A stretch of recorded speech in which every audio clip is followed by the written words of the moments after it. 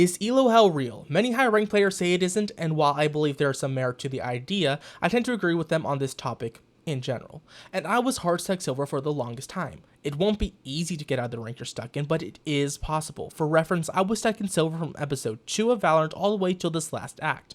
Since the last act, I have reached plat and continue to climb. These are some of the tricks I used to help me rank up faster after being hard stuck for over a year.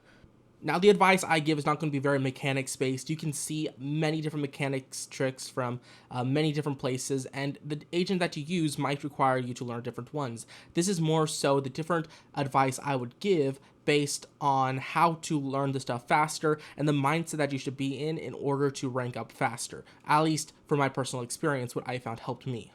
There's two aspects to this first method that I use to win more games. Being calm and collected means in fights and out of them. During fights, I wouldn't try to flick to the enemy's heads at the fastest speed I could.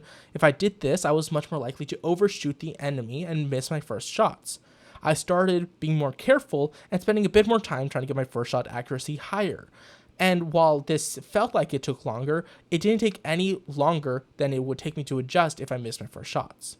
I also started paying attention to how the enemy took fights. If they tended to rush a site, I would play further back and hold different angles that would allow me to play while waiting for my team and try to hold them at the entrance or at chokes. If they played slowly, I might set up a little further up and be ready to fall back if they started to push.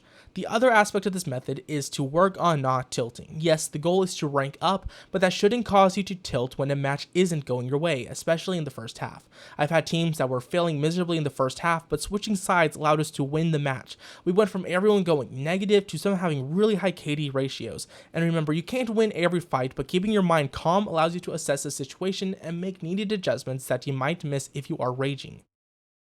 This is obviously a way to get better, but practicing and warming up in Swift Play and Unrated are great ways to get better. I would stay away from Spike Rush for practice purposes, as the abilities are available every round and don't really translate into learning how to play on save rounds. And because you always have abilities, you don't really need to prioritize what you should get. You can just kind of span them and use them as you want without having to think about the economy in the game. But for warming up, your aim, it can be a good option, though Deathmatch might be better for that. I knew a lot of the tips that I learned, and I even put a decent amount of them to use, but I started watching these Valorant coaching guides, and it really cemented some essential details that I wasn't paying attention to before. I knew I needed to take off angles to catch people off guard, but by watching coaching videos and making sure to implement them as often as I can, I learned more detailed spots that I could take and different ways to think of, okay, the enemy is likely not going to look here or there, depending on what characters they have or how they are playing the game. And aim is important, but if you are standing right where the enemy suspect you to be, then you are much more likely to lose the fights when they do happen. I can sit on my computer and play games for 10 hours straight. During this time, I could just play Valorant ranked non-stop, but over time I perform worse and get tired. Taking breaks is a great way I found to help prevent a losing streak. What I recommend is taking breaks whenever you lose. If I won 3 games in a row and lost 1, I get off the game. Overall, I'll have gained much more RR than I lost, and I can do other things without being annoyed at going negative.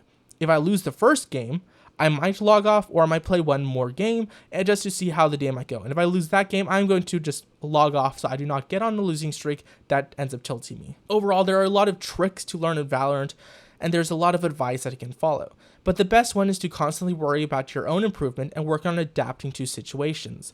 I was stuck in silver, and I can say that getting out of silver was abundantly harder than getting out of gold, but if you practice these tips, then you can work your way up. The only common factor in the game is yourself, and if you are never winning games, it may be that you aren't adapting to the situations.